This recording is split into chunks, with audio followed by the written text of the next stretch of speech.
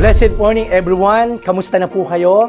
Saan man po kayong dako na naroon, sa anumang bansa, pagbati po mula po sa pangalan ng ating Panginoong Hesus. We worship the Lord and we thank the Lord for the opportunity sa ating everyday morning devotion. Si Jesus ay kasama. Muli po ako po inyong kaibigan, kamanggagawa at lingkod, Pastor Edgar Cansayas, na makakasama tuwing Lunes po ng umaga at sa ating po morning devotion for today, ako po ang inyong lingkod. Ang our topic for this morning is, Jesus was the light of the world.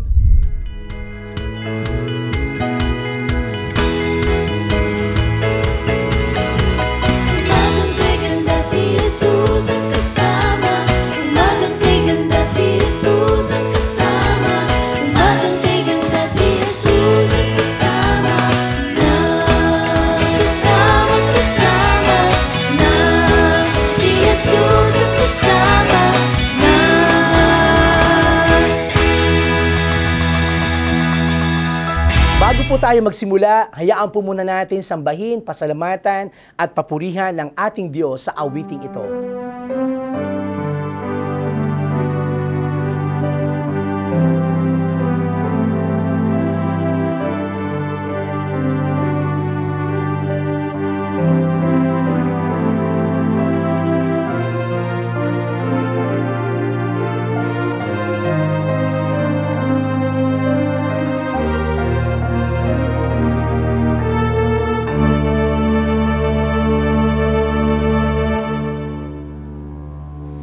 Lead me, Lord, lead me by the hands and make me pace the rising sun. Comfort me to all the pain that life may bring. There's no other hope that I can lean upon. Lead me, Lord, lead me all my life. Walk by me across the lonely road of every day. Take my arms and let your hands show me the way. Show the way to live inside your love. Lead me, Lord, all my life. You are my life. You're the lamp upon my feet. All the time, my Lord, I need you there. You are my life.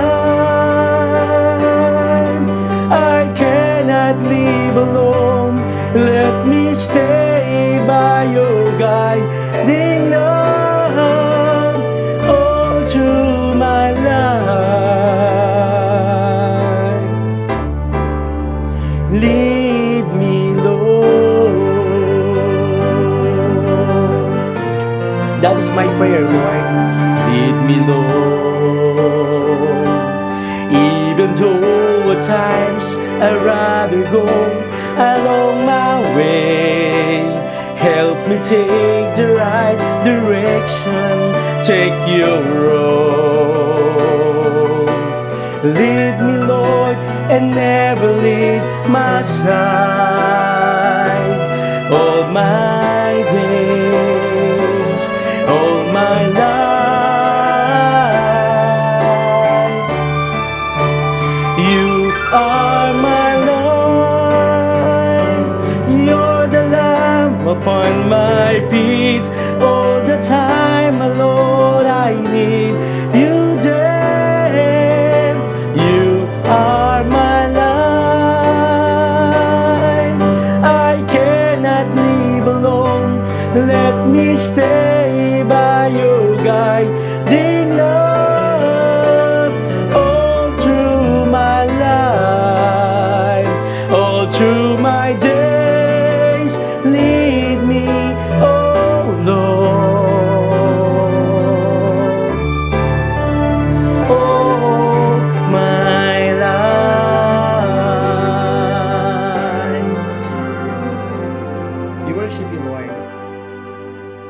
Praise God po sa awitin na ating narinig. At sa umagang ito, hayaan po muna natin na lumapit sa Panginoon sa pamamagitan ng ating panalangin.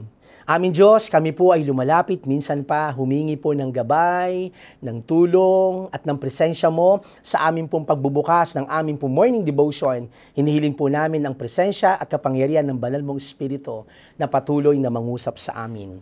Sa ngalan ni Jesus, Amen. Amen. Amen. Our topic for this morning is Jesus was the light of the world. Praise God mga kapatid. Ang bilis po ng panahon. Natapos na po natin ang whole month ng August sa ating pong stewardship month o mabuting katiwala.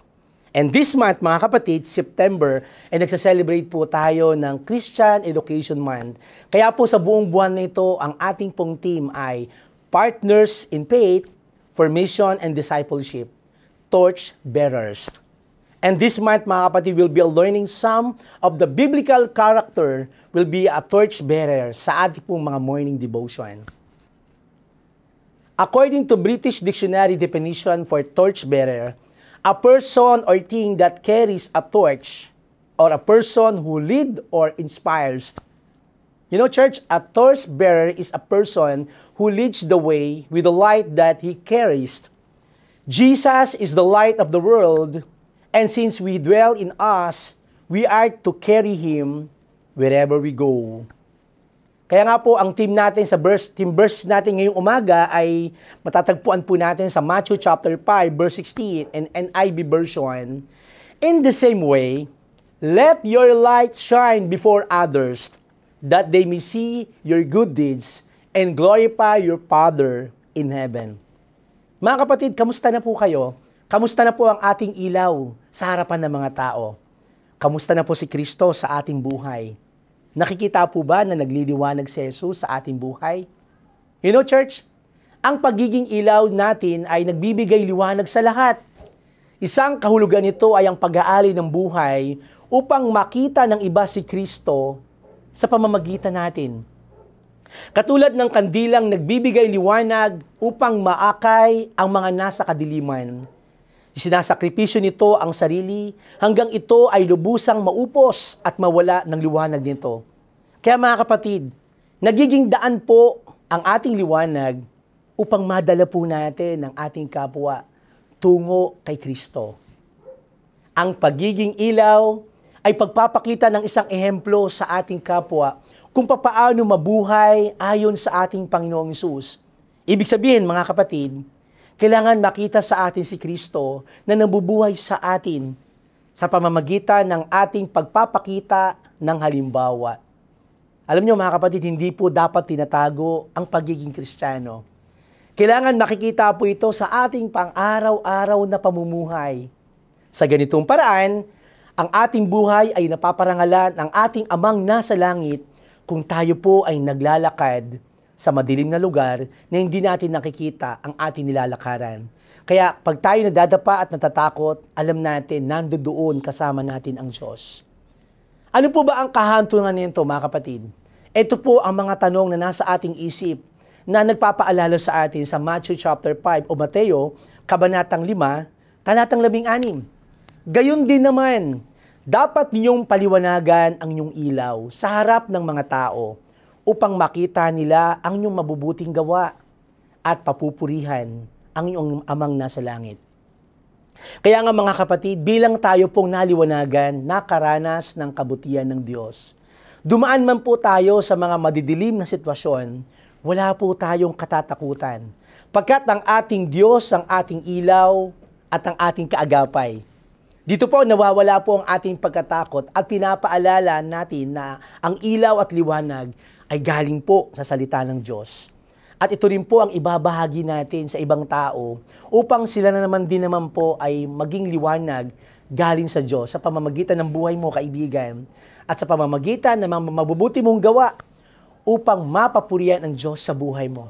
Totoo nga po mga kapatid, maraming madilim ang mundong ito na ating ginagalawan dahil sa kasalanan.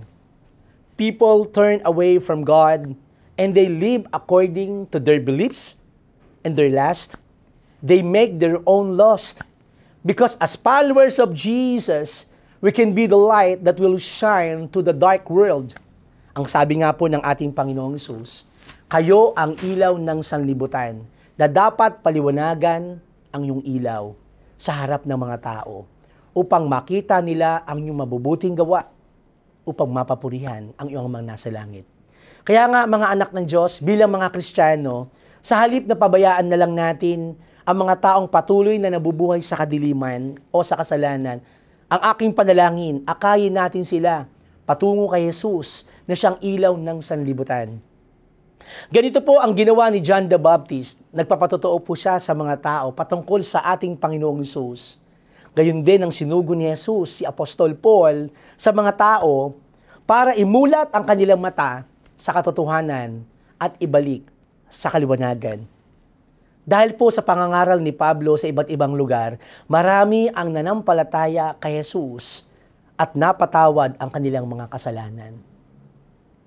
Ang ating panalangin, mga kapatid, patuloy po tayo maging liwanag sa mga taong namumuhay sa kadiliman at matagpuan nila si Jesus na siyang tunay na liwanag ng ating buhay. Naalala ko po, nung hindi pa po ako nakakakilala sa Panginoon, nung ako po'y lumalakad pa sa kadiliman at hindi ko pa po alam kung saan ako pupunta. Salamat sa ating mga kapatiran mula po dito sa Nax United Methodist Church. Way back 1996, nakilala ko po siya sa pamamagitan po ng mga gawain natin dito po sa church. Kaya purihin po ang Diyos. You know, church, clearly Jesus was sent into this world to shed His light. And with this hope that all mankind would see, that all would understand, and that all world transform or change from living into darkness to living into light. You know, church, Jesus was sent to this earth to be a torch bearer so that His disciples, be like you and I, would be daily pick up the cross and follow His footsteps. Church, Jesus was sent to this world to demonstrate at an example to us. He has the light that He was sent from God to save the world from its darkness. Tayo pong lahat yun. Nung nakakita po tayo ng liwanag sa pamamagitan ng ating Panginoong Hesus, nakita po natin. Because of sin, every person who is born into this world enter into the darkness. And without Jesus, without the torch placed firmly in your hand, they will never find light. Kaya nga, ang aking prayers as God's people, we have a responsibility to go and share the good news.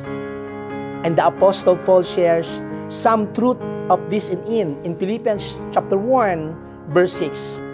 I am sure for this, that He is referring to Christ, who began a good work in you, will bring it to completion until the day of Christ. When God begins a project, He finishes it. If you are here today, mga kapatid, and we are still living in darkness, be assured that God sent Jesus into this world for you. Alam mo, kaibigan, mahal na mahal ka ni Jesus. Nais niyang makita natin ang liwanag at patuloy itong mabubuhay sa liwanag at magliliwanag sa iba. Christ is the true light that came into the world. He is the light and the light of God when we entrusted Him as our Savior. He filled our human spirit with His own pure light, and God desires, and all His children will grow into spiritual maturity. Kaya nga I pray, mga kapatid, let us seek to grow through the humble obedience to His Word, that our life may grow into the grace in the knowledge of our Lord Jesus Christ. And let us walk in this Spirit, mga kapatid, maturing in Christ, so may be filled in the measure of all fullness of God, according to His power that is at work within us. Tayo nawa, mga kapatid, ay maging gatong, inuulit ko po, tayo nawa ay maging gatong ng sangkatawang ito na pinagliliyab natin ang ating pananampalataya, pag-asa, pag-ibig sa puso ng marami. Ang magandang halimbawa ng ating Panginoong Hesus na nagsisilbing ilaw din ng iba ang magpapasigla ng kanilang paglilingkod sa Panginoon. Sa pamamagitan po ninyo din, gagamitin kayo ng Diyos. Ibahagi natin po ito sa ating mga anak, kaibigan, kakilala, kamag-anak, ang mabuting balita at ang liwanag ng ating Panginoon. Sapagkat sa ating Panginoong Hesus lamang matatagpuan ang liwanag. Gawin po natin ito ng merong pagmamahal. Lagi po tayong humingi ng direksyon sa Diyos at kung paano po paano natin naranasan ang dakilang pag-ibig ng Diyos, ang liwanag sa ating mga buhay para sa Kanyang kapulihan. Again, our topic for this morning is Jesus was the light of the world. Tayo pong lahat, kung kayo po ay pinagpala, patuloy niyo po akong samahan sa panalangin na ito upang maranasan po natin ang liwanag, taglay ng ating Panginoon sa umaga nito. Tayo po ay manalangin. Aming Diyos, patuloy po namin pinagpapasalamat ang aming buhay sa aming morning devotion na aming narinig. Ikaw ang liwanag ng aming buhay. At kung paano po kami nabago at nakakita ng liwanag ay dahil sa iyo. Lord, narito po ang aking kapatid na nag-worship, nanonood, nagde-devotion sa umagang ito. Ang aking prayers, Lord, maranasan po niya ang liwanag ng pag-ibig na nagmumula po sa iyo. At kayo po, Panginoon, ang patuloy po mangusap sa Kanya, sa Kanyang buhay at sa Kanyang pamilya. Sa ngalan ni Jesus. Amen. Amen. Amen. Muli mga kapatid, maraming salamat po sa inyong pagsama sa ating pag-aaral sa umagang ito. Si Jesus ay kasama, Daily Morning Devotion. And shout out po sa lahat ng mga may kaarawan at anniversary ng kasal. Woo! Hallelujah! Praise God po, happy birthday po sa inyong lahat at maligayang anibersaryo sa inyong mga pag-iisang dibdib. Ang aking panalangin, patuloy niyo po maranasan ang pangunguna, kapangyarihan ng Diyos sa inyong mga buhay. Praise God po, again, once again. See you next Monday mga kapatid and every day. Kung kayo po ay na-bless, feel free po na i-share po ito or tag with your friends. And don't forget mga kapatid to subscribe to our Nax UMC PH. And please hit the notification bell to get notified when we post new videos. Muli, ito po ang inyong kaibigan, kamanggagawa, Pastor Edgar Quisayas, na laging nagsasabing hindi po tayo iiwan, pababayaan ng ating minamahal at dakilang Diyos. Amen. Amen. God bless po.